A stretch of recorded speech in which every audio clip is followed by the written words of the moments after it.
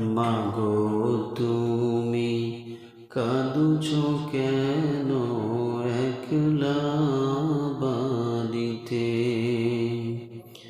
মাগো তুমি কাঁদুছ কেন একলা বাড়িতে?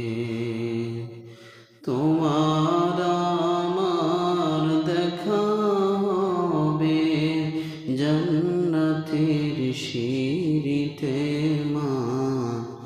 মাগো তুমি কাঁদুছ কেন একলা বাড়িতে?